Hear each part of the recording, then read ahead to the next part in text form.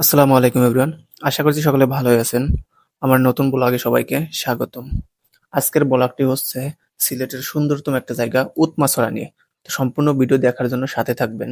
সিলেট কদমতলী বাস স্ট্যান্ডে নামলাম। ওখান থেকে নেমে সরাসরি একটা রেস্টুরেন্টে গেলাম। রেস্টুরেন্টে গিয়ে ফ্রেশ ট্রেশ হয়ে খাবারের অর্ডার দিলাম। সকালের খাবারে ছিল রুটি, পরোটা, ডাল ভাজি আর ডিম ভাজি। তো খাবার দাবার শেষ করে একটা রিক্সা নিয়ে নিলাম। রিক্সা নিয়ে রওনা হয়েছি আম্বুরখানার উদ্দেশ্যে। সকালের যে ভিউটা আকাশে মেঘ ছিল, অসাধারণ একটা ভিউ। এই রাস্তা দিয়ে কিন্তু বড় গাড়ি চলে না। তো আম্বুরখানা থেকে বাসে উঠলাম, বাসে উঠে রওনা দিলাম হবিগঞ্জ, ওই ভোলাগঞ্জের ব্রিজের মাথা ওই পর্যন্ত যাব। ওইখান থেকে বাইক নিয়ে নিয়েছি, 5 কিলোর মতো পথ ভালো ছিল। তারপরে যে রাস্তার যে অবস্থা দেখতেই পাচ্ছেন, খুব একটা রিস্ক মনে হচ্ছিল, খুব ভয় লাগতেছিল। তবুও আসলে যে একটা উদ্দেশ্য, ঘুরতে যাব, এনজয় করব, খুব সুন্দর অসাধারণ একটা পরিবেশ। বৃষ্টি নামার কারণে দেখুন কি সুন্দর লাগতেছিল ভিউটা। তো আমরা এখন খুব কাছাকাছি চলে আসছি সেই উৎমাছড়ার। এই যে যে জায়গাটা, আসলে এরকম জায়গায় ঘুরতে আসলে মন প্রাণ সব জুড়িয়ে যায়। ক্রিস্টিয়ানো রোনালদো গোল করে খুশি হয়ে সেলিব্রেশন করে, আর আমি কোনো ভালো একটা জায়গায় ঘুরতে গেলে সেই সিয়ার সেলিব্রেশনটা করি, কারণ আমার যখন খুব ভালো লাগে আমি তখন ওইটা উদযাপন করি, খুব ভালো লাগে।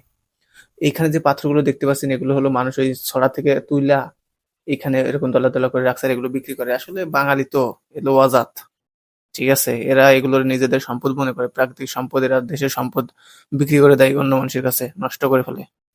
তো আসলে এই যে যে ঘোরার যে ফিলিংসটা দেখুন, পাহাড়ের সাথে মেঘ নেমে এসেছে, অসাধারণ একটা মুহূর্ত, অসাধারণ একটা ভিউ তৈরি হয়েছে। মাশাল্লাহ, আল্লাহর সৃষ্টির সৌন্দর্য আসলে প্রশংসার ঊর্ধ্বে, প্রশংসা করে শেষ করা যাবে না, ঠিক আছে। একটা বিষয় কি, আমাদের আসলে এমন একটা বয়স, এখন এখন যদি না ঘুরি ভবিষ্যতে ঘোরার সময় থাকবে না। শুধু টাকা পয়সার দিকে চিন্তা করলে হইবে না, আসলে জীবনের একটু সময় দিতে হইবে। সবসময় অফিস কাজকর্ম এটা সেটা নিয়ে আসলে জীবন যাই হলো একঘেয়েমি হয়ে যায়। এই জন্য মাঝে মাঝে একটু ঘুরতে টুরতে গেলে ভালো লাগে। আর মুই মাঝে মধ্যে যাই, তার কারণ হচ্ছে আমি তো ভিডিও টিডিও করি, সবাই জানেন। আর এই পাথরের উপরে হাঁটতে খুব কষ্ট হয়। সেটা হচ্ছে পাথর এখানে, আর এই স্পোর্টটা হলো খুব অল্প কিছুদিন চালু হয়েছে, আগে মানুষ এরকম আসতো না এদিকে। যার কারণে এখানে খুব পিচ্ছিল, আর পানির ভালো স্রোত, দাঁড়াইতেও এখানে খুব কষ্ট হয়। বিশেষ করে যে পানির যে স্বচ্ছ নিচের পাথরগুলো সব চকচক করে দেখা যায়, অসাধারণ একটা ভিউ, অসাধারণ একটা পরিবেশ। ঘুরতে কার না ভালো লাগে, এই জায়গাটা এমন সুন্দর একটা জায়গা, এখানে আসলে না আসলে বুঝতেই পারবেন না। আমার একটা মনের মতো একটা ট্যুর হয়েছে এই জায়গাটা। আমি অনেক দিন ধরে চাইতেছিলাম এইরকম, এই যে এইরকম একটা পরিবেশ দিয়ে হাঁটবো, ঘুরবো ফিরবো, পাথর থাকবে, এই যে এরকম সিঁড়ি থাকবে। এখন আমরা যে জায়গা দিয়ে হাঁটতেছি, আমাদের পায়ের নিচে পাহাড় থেকে যে পাথর ধসে ধসে এসে ভেঙে ভেঙে পড়ছে, এগুলো অনেক ধারালো, হাঁটতে খুব ব্যথা করতেছে। হাতে জুতা, জুতাগুলো ভিজে গেছে আমারটা। তবুও আমরা যাইতেছি। এখন আমরা যেখানে যাইতেছি সেটা হচ্ছে প্রায় আধা ঘন্টা দূরত্ব, 40 মিনিটের মতো একটা ঝর্ণা আছে, সেখানে যাব। আমরা এখন ঝর্ণার খুব কাছাকাছি চলে আসছি। এই যে এই এরকম জায়গা দিয়ে আমার খুব ইচ্ছা ছিল, এরকম জায়গা দিয়ে আমি হাঁটবো। আমার এই ব্লগটা মানে সব থেকে একটা সার্থক হয়েছে এই ব্লগটা, কি বা বলবো।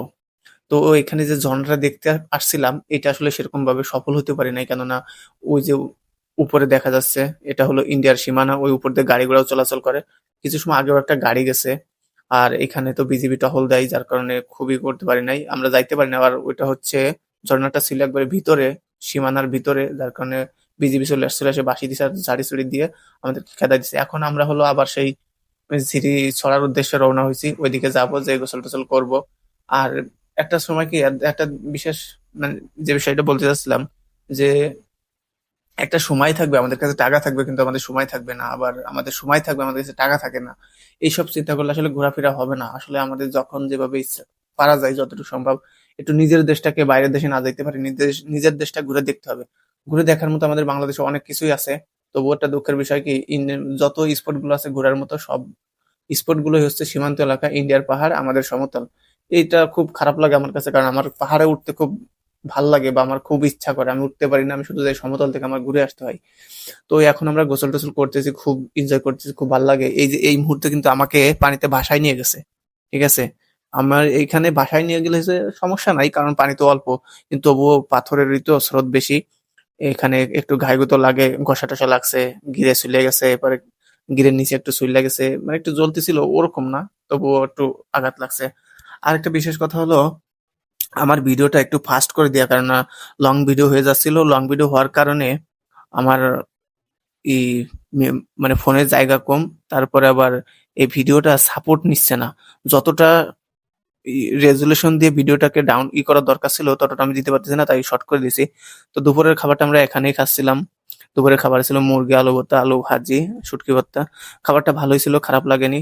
সুন্দরই রান্না বান্না ছিল। এখানে পানি ব্যবহার করা হয় ঝর্ণারই পানি। সকালে মানুষ আসার আগে ওরা উঠাই রাখে বলছে। তো একটা দোকানে আসলাম, দোকানে এসে আমি একটা তেল নিতে চেয়েছিলাম চুলের জন্য, কিন্তু এই তেলটা আমি আগে একবার ব্যবহার করেছিলাম চুলে, কিন্তু এটা হলো বডি অয়েল। এটা খুব সুন্দর একটা ঘ্রাণ আছে, কিন্তু বডি অয়েল দেখে আর নিলাম না। তো এখন আমরা ঘোরাফেরা শেষ করে এখন আবার বাসায় ফেরার উদ্দেশ্যে রওনা হয়েছি। এইখানের ভিউটা দেখে আবার দাঁড়াই, অসাধারণ একটা ভিউ, অসম্ভব। আজকে পর্যন্ত ভালো থাকবেন সবাই, সুস্থ থাকবেন।